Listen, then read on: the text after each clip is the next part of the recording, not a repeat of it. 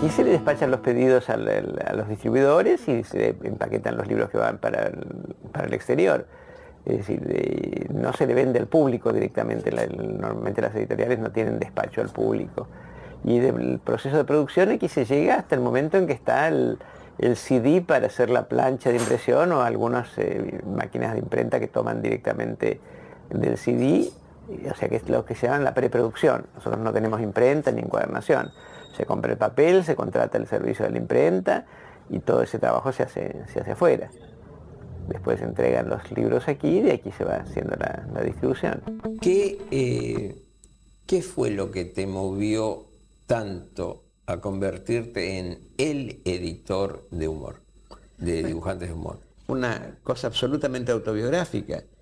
Yo fui un estudiante brillante, perdonando la palabra, en el colegio secundario, con muy buenas notas, con una medalla de oro al terminar el secundario, y la única materia en la que fui aplazado y tuve que estudiar en una academia para dar el examen fue dibujo. ¿El Colegio Belgrano? No, el Mitre. Ah, el Mitre, perdón, el Mitre, que está ahora ocupado, sí. Y dibujo de primer año tuve que rendirla a fin de año haciendo naturalezas muertas y bajorrelieves y todas esas cosas.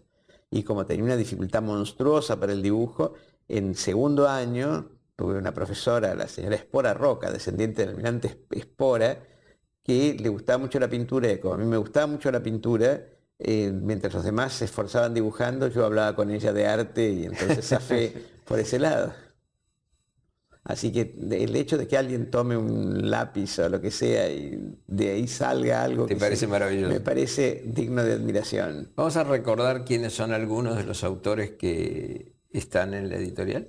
Bueno, por orden de aparición: Quino, Fontana Rosa, Caloi, Rep, Nick, Liniers, y los más jóvenes, es decir, el Niño Rodríguez, que es un brillantísimo autor, que el cual publicamos una tira que él estaba publicando en el diario Crítica, lamentablemente interrumpida por el cierre del diario, que se llama Muy lindo todo, que es realmente un brillante análisis de situación, de la que hemos eliminado en la selección tiras que tenían una referencia de actualidad muy breve, pero lo que quedó es un libro maravilloso. Y tenemos otros, es decir, vamos a seguir.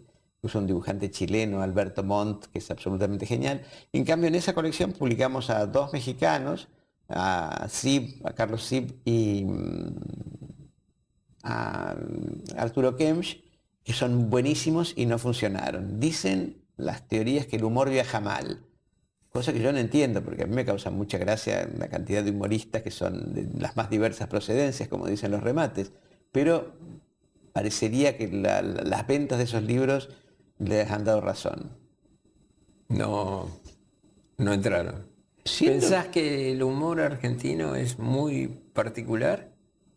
No, si fuera muy particular no se daría el suceso enorme que tiene Liniers en Chile y en España, y ahora va a salir la edición en checo. Ayer me llegó... En checo. Es decir, realmente...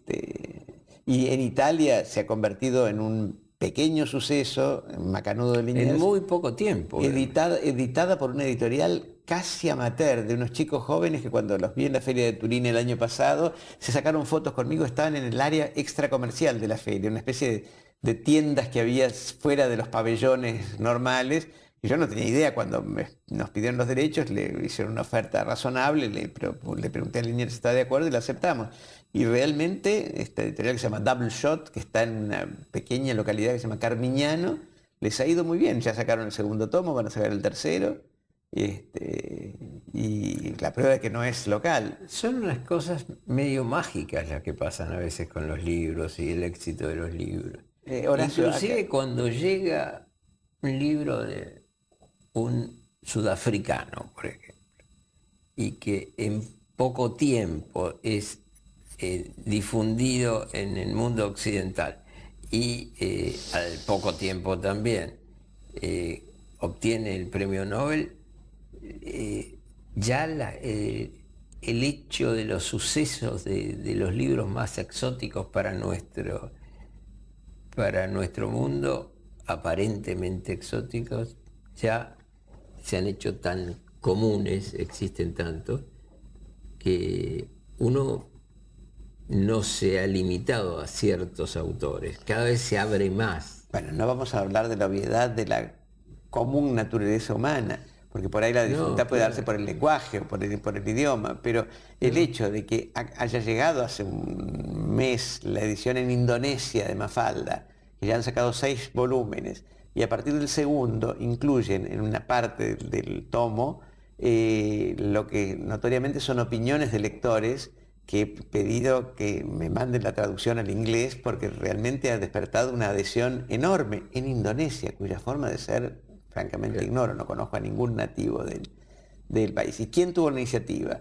Una funcionaria, directiva de una editorial que estuvo un largo tiempo en España aprendiendo español.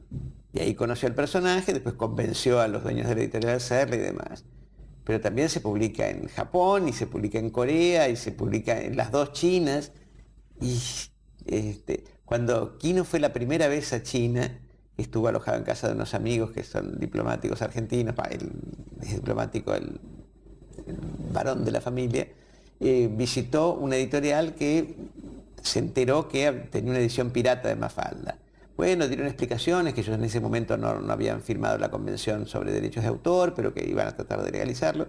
Y entonces Quino se asombró mucho y les dijo cómo habían traducido. Le preguntaron si él había estado antes en China, él dijo que no. Entonces él preguntó cómo habían traducido las tiras de Mafalda que se referían a China. Y le dijeron, bueno, como sabíamos que usted no había estado nunca en China, las eliminamos porque se veía que usted no conocía a los chinos. Sí, una vez vino una periodista colombiana con su hijo que empezó a leer la edición china de corrido, entonces con asombro dije, no sabía que supieras chino, dice, no, me la sé de memoria. Y ahora va a ver la edición más curiosa porque se está traduciendo en Israel, en consecuencia las tiras van a estar para leerse de derecha a izquierda, porque el alfabeto israelí es al revés, así que va a ser bastante curioso ver las tiras invertidas. Sí, cuando les dicen eso aquí no dicen, sí, pero en África no la conoce nadie, de puro modesto. Pero es lo que los argentinos suponen de China también. No, pero aparte la mayoría de las bromas en las tiras de Mafalda son relativas al carácter de antípodas, ¿no? Claro, es decir, que están en el otro lado del mundo. Te has hecho muy amigo de los dibujantes también. Sin duda, es decir, Quino es porque cuando viajan los dibujantes, viajan con vos. Muy a menudo, sí. Muy seguido. Sí, sí. Y bueno, en el caso de Fontana Rosa era una amistad entrañable, por lo cual todavía sigo sufriendo su prematura muerte, porque más de una vez sucede algo o leo algo que mi primera reacción es tengo que contárselo al negro. Yeah. Bueno, sí, hay muchos que estamos con un agujero en el alma, ¿no? No solo era un dibujante brillante, era un escritor brillante y además era un gran tipo, ¿no? Fundamental. Sí, tenemos su libro póstumo de cuentos que se llama Negar Todo, que está pendiente de publicación por un conflicto en su sucesión entre su viuda, que era su última esposa, y su hijo de un matrimonio anterior, derivado de una serie de lo que llamaremos malos entendidos, que espero puedan dirimirse, porque el único perjudicado es el público. La obra de Fontana Rosa, que no está completa al no conocerse este libro, que es estupendo. No puedo decir el mejor de todos porque sería devaluar a los otros, pero donde tiene varios cuentos absolutamente memorables. A mí me parece que el negro Fontana Rosa es un inventor también en el plano del dibujo, el trazo. Hay mucha cosa que él ha hecho. Bueno, en el caso de la parte gráfica, Quino siempre le envidió la forma en que dibujaba las manos, y lo dijo, porque incluso Quino descubrió que en alguna presencia de Mafalda la había dibujado con 6 dedos, y no se había dado cuenta. Pero el negro, Fontana Rosa, primero pensaba el chiste y después hacía el dibujo. En cambio, el caso de Crist, el dibujante cordobés, que es estupendo dibujante, él primero hace el dibujo y después piensa qué le va a poner. O sea que los mecanismos de creación del humor gráfico son bastante variados. Funcionan distintos. Claro. Después atrás las caricaturas que me han hecho distintos dibujantes. Tal vez la más feliz, la que hizo Crist, que está aquí en aquel rincón, en 5 minutos un solo trazo, pero se nota por mi apariencia que fue hace bastantes años. La más reciente, esta de Daniel Paz, para unas charlas que fuimos a dar en Concepción del Uruguay, en Entre Ríos, este año. y como la más antigua, una caricatura de las que se hacían en la Rambla de Mar del Plata, allá lejos y hace tiempo.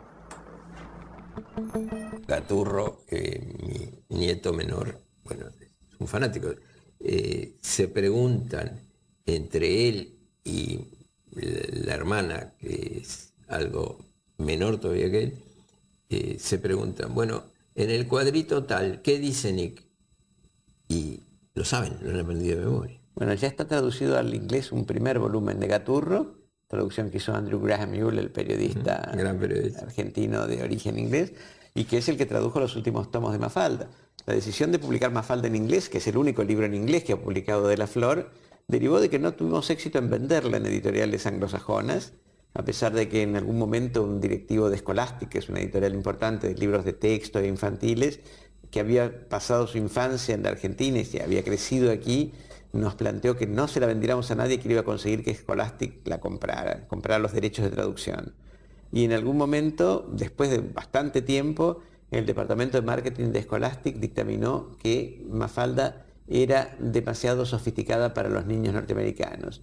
Y como consecuencia no se concretó y decidimos publicarla nosotros. Y la verdad que con muy buen éxito, no tanto en las ventas en Estados Unidos o en Inglaterra, donde no es tan fácil penetrar, sino en los colegios bilingües de Hispanoamérica y de España.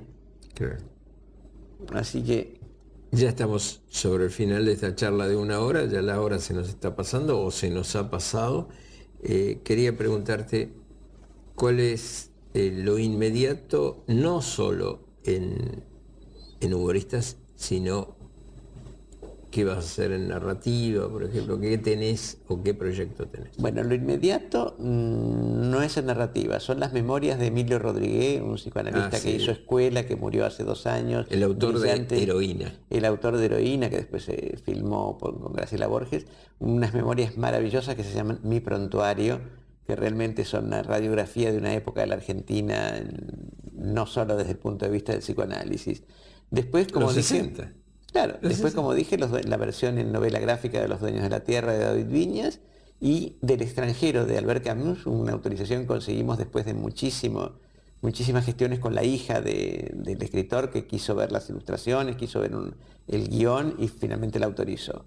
Y estamos a punto de firmar el contrato que ya nos enviaron para hacer también en esa colección de novela gráfica La invención de Morel de Bioy Casares, que se adaptó y se ilustró maravillosamente en Bélgica. O sea que la literatura recorre el mundo por su cuenta. Y La invención de Morel, hay que recordar que Borges llegó a decir, es un libro perfecto. Bueno, nos hemos pasado de la hora, hemos estado charlando como charlamos cada vez que nos encontramos en un café, vivimos a media cuadra, así que nos encontramos diciéndonos siempre, tenemos que encontrarnos y casi no nos encontramos nunca. Gracias, Daniel, por haber venido. Daniel Divinsky estuvo con nosotros hoy. Al contrario, gracias a vos. Este caos organizado no es el depósito de un cartonero, sino la oficina de un editor, por lo menos la oficina de Daniel Divinsky. No puedo decir que sepa exactamente qué hay en cada una de estas pilas que amenazan cada tanto con caérseme encima, pero más o menos tengo ubicado, y lo más importante es lo que ocupa la zona central. A veces alguna pila se cae, y esto sirve para descubrir cosas que estuvimos buscando durante mucho tiempo, y agrega un elemento aleatorio al trabajo de la editorial que nunca está de más en una actividad tan azarosa como esta.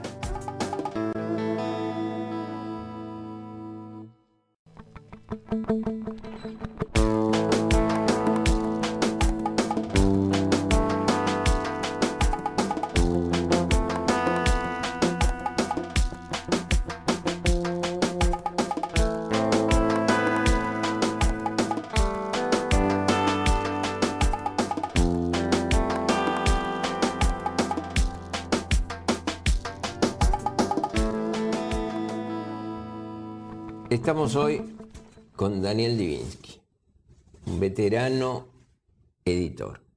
Y puedo decir veterano editor porque él empezó a ser editor cuando apenas tenía, no sé, 23, 24